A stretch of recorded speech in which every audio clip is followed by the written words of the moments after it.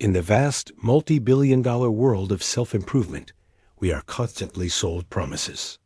Promises of a happier, wealthier, more successful version of ourselves, just one simple mindset shift away. We're given mantras and mottos, slickly packaged and endlessly repeated on social media. But what if some of the most popular, most cherished pieces of advice are not just ineffective, but actively harmful? What if the very ideas meant to lift us up are secretly weighing us down, creating a foundation of guilt, burnout, and delusion? Today, we pull back the curtain on the toxic truths hiding within feel-good wisdom. We will dissect 8 of the most pervasive self-help lies you've probably been told, and maybe even believe, to reveal the more realistic and ultimately more helpful path to a genuinely fulfilling life. We begin with a cornerstone of modern self-help, the Just Be Positive mantra. It sounds harmless, even comforting, like a warm blanket on a cold day. But this relentless pressure to maintain a state of unshakable optimism is deeply flawed. Imagine trying to cover a sprawling, foul-smelling landfill with a single, tiny, smiling sticker. The garbage doesn't disappear. It just festers underneath, the stench growing stronger in the dark. This is what toxic positivity does to our emotions. Forcing a smile when you feel sorrow is like trying to hold a large beach ball underwater. You can struggle and strain, but eventually your grip will fail, and it will burst to the surface with even greater force, often smacking you right in the face. Our brains are not simple light switches we can flick to happy. Life is a complex landscape of joy and pain, triumph and struggle. Pretending the difficult parts don't exist is like entering a boxing ring wearing a blindfold. Negative emotions are not enemies to be vanquished. They are data. They are your mind's check engine light, signaling that something requires your attention. Sadness points to loss.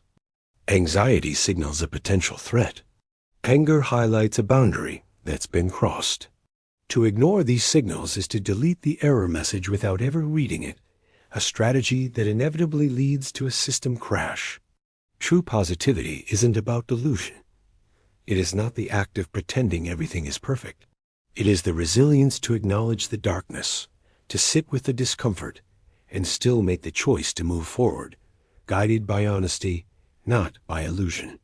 From the pressure to feel good, we move to the pressure to do more. This brings us to our next myth, the hustle harder mentality. The gospel of rise and grind tells a heroic story of sacrifice, where sleep is for the weak and exhaustion is a badge of honor. It paints a picture of a relentless climb to the top of a glittering skyscraper, but conveniently leaves out that the staircase is on fire. This belief that the only path to success is to work yourself to the bone is not a strategy. It's a one-way ticket to Burnout City. Our bodies and minds are not machines that can run indefinitely without maintenance. They are biological systems that require rest to function. Pushing past your limits day after day doesn't lead to higher productivity.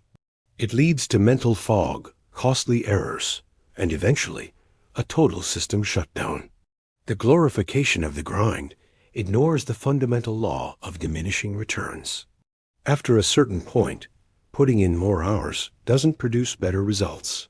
It produces sloppier work and poor decisions fueled by fatigue. Rest is not a luxury. It's a non-negotiable biological necessity, just like food and water. True, sustainable success involves seasons of intense effort, balanced with seasons of deep rest and recovery. The goal should not be to become the richest person in the graveyard, but to build a life you are healthy and present enough to actually enjoy. Now we confront the grand illusion of a perfect life, the myth that you can have it all. This fantasy paints a picture of a life where a stellar career, a flawless family, a perfectly sculpted body, a vibrant social life, and profound inner peace all coexist in perfect harmony. It sounds like the plot of a feel-good movie precisely, because it is a fantasy for most of us. The reality of life is governed by choices and trade-offs. Our most valuable resources, time and energy, are finite. Pouring a massive amount of energy into your career inevitably means there is less energy available for your family or personal health.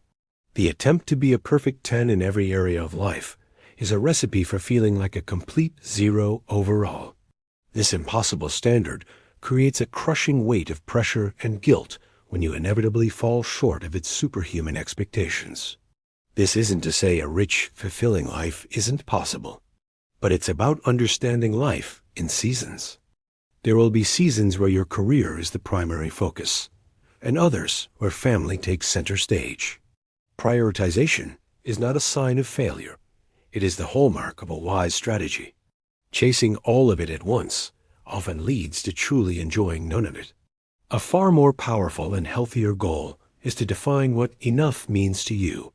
From grand illusions, we turn to a piece of advice that walks a fine line between confidence and deception.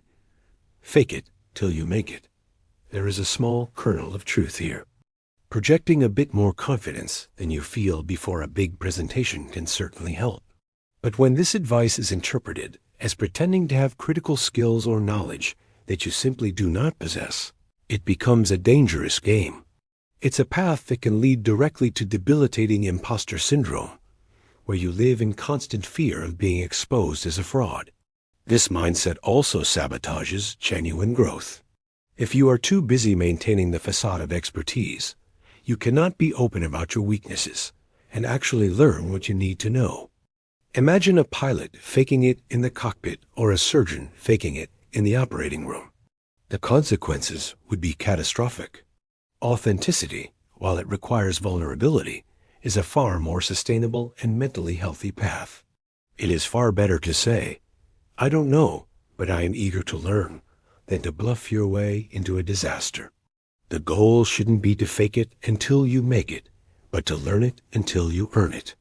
Building genuine competence, even if it takes longer, creates a foundation of unshakable, authentic confidence. Next, we tackle one of the most romanticized career myths, the follow your passion fairy tale. This narrative suggests that a singular, all-consuming passion is waiting for you to discover it, like a hidden treasure. Once found, this passion will supposedly lead you down a magical path paved with happiness and financial abundance. The reality, however, is often far less dreamy. Sometimes a person's passion is for something obscure, like competitive snail racing, which is notoriously difficult to monetize. Furthermore, the very act of turning a beloved hobby into a job can drain all the joy from it. When that thing you once did for love becomes a source of deadlines, client demands, and financial stress, a passion can quickly wither and die. This advice dangerously ignores the critical roles of skill, strategy, and market demand. Passion without competence is just a hobby. Competence is often the seed from which passion grows. As you become skilled at something and see the positive impact of your work, your passion for it deepens. The passion follows mastery, not always the other way around. A more grounded approach is to develop valuable skills, find work that aligns with your values and doesn't crush your spirit, and cultivate passion along the way. From the world of careers, we venture into the realm of the mystical with the law of attraction mirage. Popularized by books and films, this is the idea that you can manifest your desires simply by thinking about them with enough intensity. If you want a new car, you just need to visualize it in your driveway, feel the leather of the seats, and the universe will conspire to deliver it. This philosophy is incredibly appealing because it offers a shortcut, but it conveniently omits the most crucial ingredient in any recipe for success: action. You can visualize a chiseled six-pack all day long, but if you remain on the couch buried in potato chips, the only thing you will manifest is a more vivid imagination. This belief system encourages a dangerous passivity. It can also be profoundly cruel. If someone is struggling with poverty, illness, or loss, does the law of attraction imply it's because they simply didn't vibe hard enough? This blames victims for circumstances often far beyond their control. A positive mindset is a powerful tool, but it is the fuel, not the engine. It must be paired with a realistic strategy, consistent effort, and a clear understanding of how the world actually works. The universe is not a cosmic vending machine. It is a field of potential where things happen when you make them happen. Our penultimate myth is perhaps the most pervasive in our stories and culture, the soulmate fantasy. This is the belief that there is one perfect person out there for you, a cosmic other half destined to complete you.